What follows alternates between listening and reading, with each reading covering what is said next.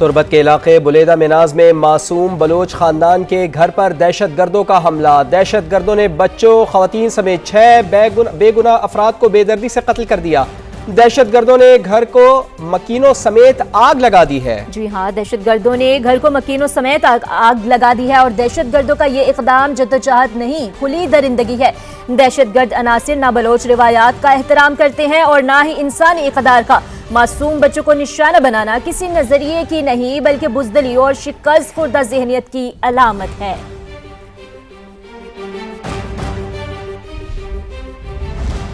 बानी पीटीआई के अस्पताल मुंतकली और इलाज के लिए सुप्रीम कोर्ट में दरखास्त दायर कर दी गई है। अदालत से ज़ाती मुआलिजीन डॉक्टर आसिम यूसुफ और डॉक्टर फैसल सुल्तान को बानी तक रसाई देने की इस्तदा भी की गई।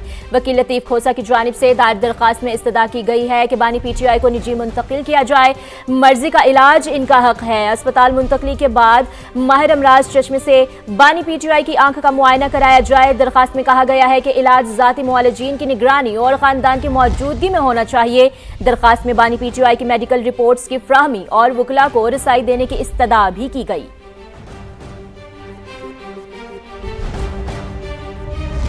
बानी पीटीआई के वकला की secretary to chief justice Islamabad high court से मुलाकात। जस्टिस ऑफिस ने अलकादर ट्रस्ट केस में मुतफर्रिग दरखास्त मुकर्रर करने की यकीन दहानी करा दी है। ज़राए के मुताबिक अलकादर ट्रस्ट केस जल्द समाअत के लिए मुकर्रर करने की दरखास्त कल मुकर्रर की जाएगी। बैरिस्टर सलमान अकरम राजा और सलमान सफदर की सेक्रेटरी टू चीफ जस्टिस से मुलाकात हुई है। सलमान सफदर के मुताबिक अलकादर ट्रस्ट केस में मुतफर्रिग दरखास्त मुकर्रर करने की यकीन दहानी कराई गई है।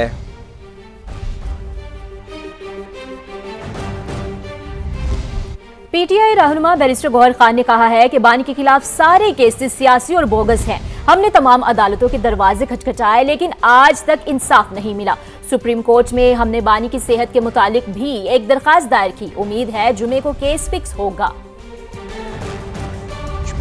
खान साहब की जितने भी केसेस है ये सारे सियासी और बोगस है। हमने जहां भी अदालतों के दरवाजे खटखटाए आज तक इंसाफ हमें नहीं मिला। सुप्रीम कोर्ट में हमने बाकी दरखास्तों के साथ एक दरखास्त गुजारी है जो बहुत अहमियत की है, वो खान साहब के सेहत के बारे में है। हमें उम्मीद है इंशाअल्लाह ताला कल की जो काज लिस्ट आएगी शाम को या जुमे को खान साहब का वो केस सुप्रीम कोर्ट में इंशाअल्लाह ताला फिक्स होगा।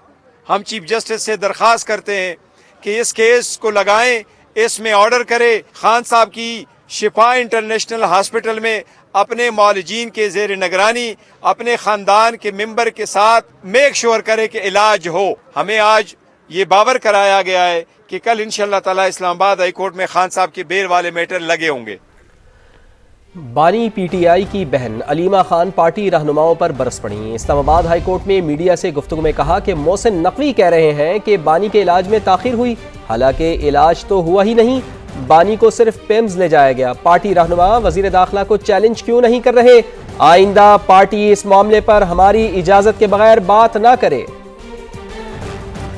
जो मोहसिन नकवी टीवी के ऊपर बैठ के बोल रहे हैं कि इमरान खान का इलाज के अंदर ताखीर हुई है, कौन सा इलाज हुआ है? ये सारे जो टीवी पे बैठ के बोल रहे हैं उसको चैलेंज क्यों नहीं कोई कर रहे पार्टी वाले कि कौन सा इलाज हुआ है इमरान खान का? कौन सी इसने गारंटी दी थी? इमरान खान का इलाज तो हुआ ही नहीं है, वो तो पिम्स में लेकर आए हैं। अब पार्टी का काम ही नहीं बनता कि इमरान खान की सेहत के ऊपर आइंदा कोई डिस्कशन करें, कोई बात करें हमारी इजाज़त के बगैर।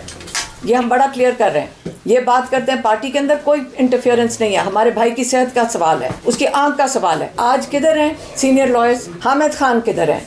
खोसा साहब किधर हैं? अली जफर किधर हैं? और गौहर साहब जो सेहत के लिए इतनी फिक्र कर रहे थे, जो सेहत के लिए पूरा कम्युनिकेट कर रहे थे, इमरान खान की सेहत को जो फारिग करवा दिया, तो गौहर साहब किधर हैं? इस वक्त चेयरमैन है, कहाँ है? इधर क्यों नहीं केस के लिए खड़े हुए? किसी से कोई सिक्योरिटी वापस नहीं ली गई। इतना फारिग नहीं कि सिक्योरिटी वापस लेता फिरूं। हमारी सारी तवज्जो बानी की रिहाई पर है। वज़ीर आला सुहेल आफरीदी की इस्लामाबाद में मीडिया से गुफ्तगू। कहा कि कोई नॉन इशू को इशू बनाकर खबरों में रहना चाहता है तो उस पर कुछ नहीं कह सकता।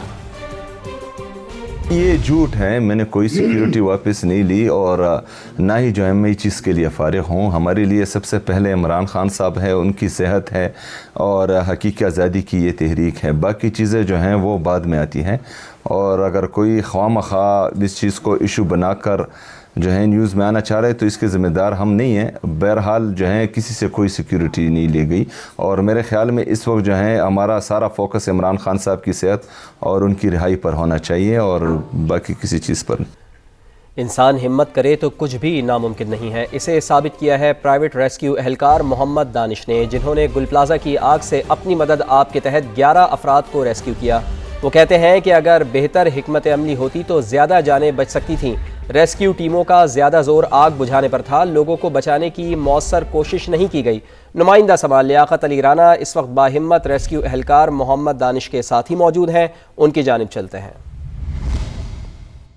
सानेहा गुल प्लाजा की इंक्वायरी करने वाले जुडिशल कमीशन में आज 2 गवाहों के बयानात रिकॉर्ड किए गए।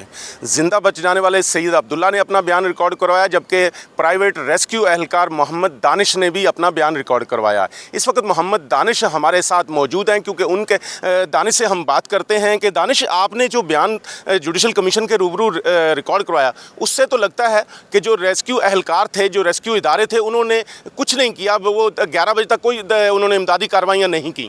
सर, उनका जोर जो भी था, मुझे जो पर्सनली जो लगा उनका जोर था आग बुझाने के ऊपर। उन्होंने कहा कि पहले आग बुझाएंगे, इसके बाद लोगों को रेस्क्यू करेंगे। अगर इन्होंने लोगों को रेस्क्यू करना तो फिर ये साथ में दोनों काम करते। ऊपर की साइड पर आग नहीं थी, तीसरे पे, दूसरे पे, पहले पे आग नहीं थी उस वक्त जब ये इदारे पहुँचेंगे। ये नीचे से आग बुझाने में लगे हुए थे, नीचे से धुआं स्मोक ऊपर जा रहा था। जब इनको पता चला कि जी लोग ऊपर फंसे हुए, तो उनको चाहिए था कि ऊपर से ग्रिलें तोड़ते, स्मोक इंजेक्टर लगाते, धुआं निकालते। अगर ये अंदर ना भी जा पाते ना, तो धुएं कम होने से क्या होता कि वो लोग बाहर आ सकते थे शायद। हमने क्या करा, फायर फाइटिंग के लिए पानी मारा, वो पानी आग पे गया, वो आग से होता हुआ नीचे आया। कुछ लोग मेजनाइन पे होंगे या कोई फर्स्ट फ्लोर पे होगा, तो जो ऊपर से गर्म पानी आ रहा है वो उनके जिस्म पे लग रहा होगा, तो उनके जिस्म को कितनी तकलीफ दे, उनकी मौत हुई होगी। जैसे कि दानिश ने अकेले लोगों को 11 लोगों को रेस्क्यू किया, उनकी जानें बचाई, लेकिन उसके साथ साथ उनका ये भी कहना था कि अगर जो रेस्क्यू इदारे भी इसी तरह का एफर्ट करते, इसी तरह कोशिशें करते, लोगों की, बहुत सारे लोगों की, मजीद लोगों की जान बच सकती थी। जी, अब आपको बताएंगे वज़ीर आला सिंध मुराद अली शाह से एशियाई तरक्याती बैंक के कंट्री डायरेक्टर की मुलाकात, KCR की बहाली और डिविजनल हेडक्वार्टर्स में इलेक्ट्रिक बस सर्विस पर इत्तफाक। वज़ीर आला सिंध कहते हैं कि कराची सर्कुलर रेलवे सिर्फ एक ट्रांसपोर्ट मंसूबा नहीं बल्कि शहर की लाइफलाइन है। मुलाकात में सूबे में तरजीही ट्रांसपोर्ट मंसूबे तेजी से मुकम्मल करने और तरक्याती ताउन मजबूत करने का फैसला भी किया गया। वज़ीर आला सिंध ने कहा, KCR सूबाई हुकूमत के लिए फ्लैगशिप और अव्वलीन तरजीह है। कराची के ट्रांसपोर्ट मसाइल के हल के लिए सर्कुलर रेलवे नागुज़ीर है। एशियाई तरक्याती बैंक सूबाई हुकूमत के रेड लाइन मंसूबे की मुआवनत कर रहा है।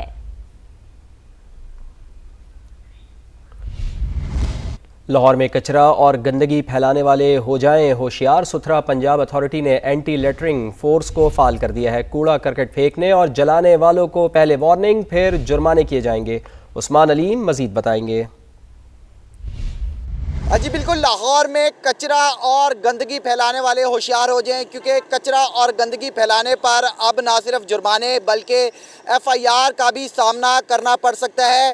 वज़ीर आला पंजाब मरियम नवाज़ की हिदायत पर सुथरा पंजाब अथॉरिटी की जानिब से एंटी लिटरिंग फोर्स जो है वो मुतारफ़ करवा दी गई है और शहर की बड़ी मार्केटों में इब्तदाई तौर पर इनको फ़ाल किया गया है। इब्तदाई तौर पर 15 रोज़ के लिए मुख्तलिफ मार्केट्स में वार्निंग जो है वो जारी की जाएगी, जबकि 15 रोज़ के बाद गंदगी और कचरा फैलाने वालों को 1000 से 20,000 रुपये का जुर्माना जो है वो भी किया जाएगा, जबकि 12 खिलाफ वर्जी करने वालों के ख़िलाफ़ FIR का अंदरा